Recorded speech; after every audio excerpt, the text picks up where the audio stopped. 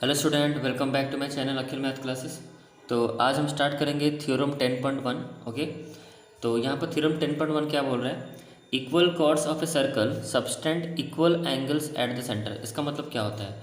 वो बोल रहे हैं सर्कल के जो इक्वल कॉर्ड्स हैं, देखो मैंने एक सर्कल यहाँ पर बना लिया, राइट, ठीक है, और इसके दो इक्वल कॉर्ड्स में बना लूँगा, ठीक है, जो कि यहाँ पर क्या बोल रहे हैं, subtend equal angle eight the centre. तो पहले हम इक्वल कॉर्ड बना लेते हैं। तो मैंने यहाँ पर एक कॉर्ड बनाया, फिर यहाँ पर एक कॉर्ड बनाया, ठीक है। आप चाहो तो एक कॉर्ड अलग वे में बना सकते हो, बट आपका बुक में ऐसे गिवन है। तो मैंने एक यहाँ पर कॉर्ड बनाया ए बी और आपका सी डी नाम का, इसे ऑलरेडी मैंने यहाँ पर कर दिया है, उसी सेम फिगर में ले रहा हूँ, देखो। तो मैंने एक कॉर्ड बना लिया ए बी और एक कॉर्ड, मैं दो कॉर्ड यहाँ पर मैंने बनाए हैं, इक्वल कॉर्ड्स हैं, ठीक है। तो इक्वल कॉर्ड्स यहाँ पर, ये आपका सेंटर है, राइट। तो ए बी और सी डी दो मेरे इक्वल कॉर्ड्स हैं। तो इनके द्वारा जो एंगल बनेगा सेंटर पे, अब इनके द्वारा कैसे एंगल बनेगा सेंटर पे, देखो। तो जो ए बी जो कॉर्ड है ना, ये इसका एंड पॉइंट्स है, these are the end points of the chord A B and these are the end points of the chord C D. तो इनके एंड पॉइंट से क्या होंगे, एक लाइन जो सेंटर की तरफ जाएंगे, तभी ना एंगल फॉर्मेशन होगा सेंटर के पास। मतलब कॉर्ड के द्वारा बना हुआ एंगल सेंटर पर, इसका मतलब ये है सबस्टेंड। यहाँ पर equal chords of a circle subtend जो बोल रहा है, मतलब ये कॉर्ड के द्वारा सेंटर पर बना हुआ एंगल जो है। तो यहाँ से एक लाइन निकली, यहाँ इसको कवर किया, फिर यहाँ से एक लाइन निकलेगा, फिर सेंटर तक जाएगा। तो यहाँ पर एक एंगल बन रहा है कि नहीं? तो ये जो एंगल ये बन गया किसके बदौलत, मतलब ये जो कॉर्ड हमारा जो ए बी है ना, वही बनाया सेंटर पे एंगल, ठीक है। तो इस कॉर्ड के द्वारा जो सेंटर पे एंगल बना, फिर इसके ये जो कॉर्ड है हमारा सी डी, ये भी एक सेंटर पे एंगल फॉर्मेशन करेगा, जो सबस्टेंड वर्ड है जिसका मतलब वही होता है कि फैलाना, मतलब उस पर जा रहा है, ठीक है। तो कॉर्ड सी डी भी है, ये भी अपना एंगल एक सेंटर पे क्या करेगा, सबस्टेंड करेगा, ठीक है। तो ये जो एंगल यहाँ पर बना रहा है, ए बी कॉर्ड ये वाला एंगल बनाया, और जो सी डी जो कॉर्ड है सेंटर पे ये वाला एंगल बनाया, ठीक है। तो ये जो दो एंगल हैं कौन से, एक है एंगल ए ओ बी जो कि कॉर्ड ए बी के द्वारा बना हुआ है सेंटर पे, और एक एंगल सी ओ डी है, यहाँ पर लिख देता हूँ एंगल सी ओ डी, जो कॉर्ड सी डी के बना हुआ, जो सी डी ने इसको बनाया है सेंटर पे, ठीक है।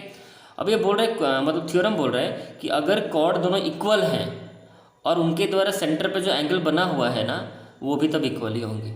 If the chords are equal, if the chords are equal, then they subtend angle at the center, they must be equal। मतलब कहने का मतलब ये है कि कॉर्ड की इक्वल कॉर्ड्स के द्वारा बनाया हुआ एंगल सेंटर पे, अगर कॉर्ड इक्वल है ना, तो सेंटर पे जो एंगल बनेगा ना, वो भी इक्वल ही होगा।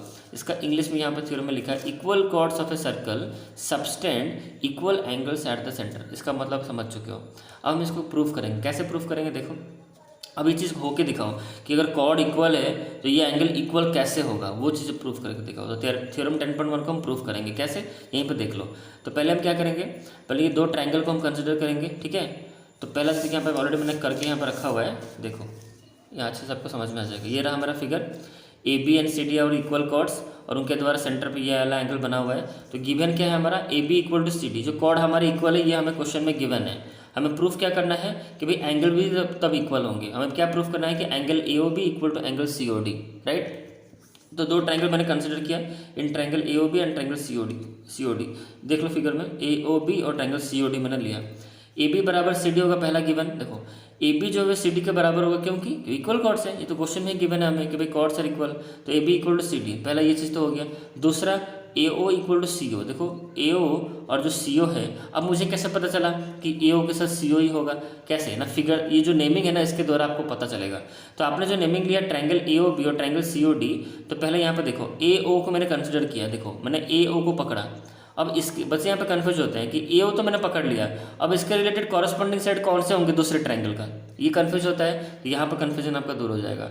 आपने ए ओ लिया तो दूसरे ट्रायंगल में पहला दूसरा ही होगा। आपने पहला दूसरा लिया, ए ओ पहला दूसरा, तो दूसरे ट्रायंगल का पहला दूसरा ही आपका होगा कॉरस्पॉन्डिंग साइड। तो ए ओ के साथ कौन होगा इक्वल, सी ओ। आप देख भी सकते हो ए ओ के साथ क्या होगा, सी ओ होगा।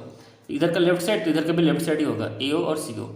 तो ए ओ बराबर C O, that is radius of the circle. ये इक्वल क्यों है, क्योंकि ये ए ओ और सी ओ सर्कल के रेडियस है। सर्कल के रेडियस क्या होते हैं, इक्वल होते हैं, इसलिए मैंने यहाँ पे लिखा है रेडियस ऑफ द सर्कल। फिर B O equal to C O, B O कैसे, देखो बी ओ मैंने लिया तो यहाँ पे देखो दूसरा और तीसरा लिया, तो यहाँ पे भी दूसरा और तीसरा ही होगा। तो बी ओ के साथ कौन सा कॉरस्पॉन्डिंग इक्वल होगा, ओ डी।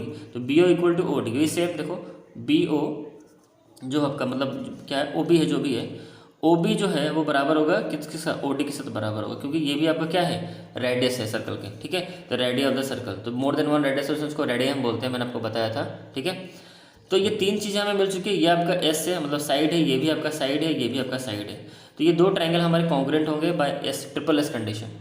जैसे ही दो ट्रायंगल हमारे कॉन्ग्रुएंट हो जाते हैं तो उसके कोई भी कॉरस्पॉन्डिंग साइड को हम इक्वल दिखा सकते हैं, बट हमें एंगल को दिखाना है, तो हम ये वाला एंगल इसके साथ इक्वल दिखा देंगे। कैसे, रेसिप्रोसिटी। देखो हमने कौन सा एंगल चूज़ किया, ए ओ बी, मतलब बीच वाला, ये वाला, तो यहाँ पर भी सी ओ डी ही होगा, तो ए ओ बी बराबर सी ओ डी। तो ये वाला एंगल जो यहाँ पर दिख रहा है ए ओ बी, मतलब ये वाला एंगल इसके साथ बराबर है बाय ड्यू टू सिम्प्लिसिटी। तो हो गया प्रूफ हमारा। अगर कॉर्ड्स इक्वल हैं तो उनके द्वारा एंगल जो बना है सेंटर पे वो भी क्या होगा, इक्वल ही होगा। तो पहला थ्योरम आपको समझ में आ गया। अब आते हैं दूसरे थ्योरम पे।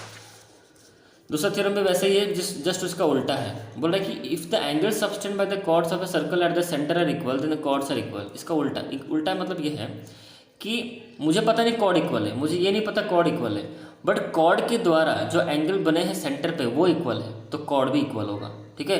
यहाँ पर क्वेश्चन में कहीं भी थ्योरम में कहीं मेंशन नहीं किया कि भाई कॉर्ड इक्वल है, कॉर्ड इक्वल नहीं बोल रहे, वो बोले कि कोई भी कॉर्ड हो, इक्वल है कि नहीं मुझे नहीं पता, बट उनके द्वारा वो दोनों कॉर्ड के द्वारा वो दोनों कॉर्ड जो इक्वल नहीं है, मुझे पता नहीं क्या है, इक्वल है ना क्या है मुझे नहीं पता, वी डोंट नो। तो ए बी और सी डी मुझे पता नहीं इक्वल है कि नहीं, बट उनके द्वारा कोई भी दो कॉर्ड, ऐसा समझो कोई भी दो कॉर्ड के द्वारा सेंटर पे जो एंगल बनेगा, दोनों कॉर्ड सेंटर पे एंगल बनाएंगे, अगर वो दोनों कॉर्ड के द्वारा बना हुआ एंगल सेंटर पे अगर इक्वल है तो दोनों कॉर्ड भी इक्वल होंगे। अगर ये इक्वल है तो कॉर्ड भी इक्वल होंगे, जैसे उसका उल्टा। तो हमें पहले ही क्वेश्चन में क्या गिवन है कि भाई A O equal to C O D. हमें पहले पता है कि भाई ए ओ बी जो है, ए ओ बी मतलब ये वाला एंगल जो है इसके बराबर है, ऑलरेडी हमें पहले से क्वेश्चन में पता है। हमें प्रूफ क्या करना है कि भाई कॉर्ड इक्वल होगा, ए बी बराबर सी डी होगा, हमें ये प्रूफ करना है, ठीक है। कैसे प्रूफ करेंगे, फिर ये दो ट्रायंगल आप कंसिडर करो, यहीं पर देख लो। पहले आप क्या करोगे, देखो दो ट्रायंगल मैंने यहाँ पे लिखा, नेमिंग इसका लिखा, तो पहले तो सिंपल आपको बताता हूँ, ए ओ बराबर होगा सी ओ।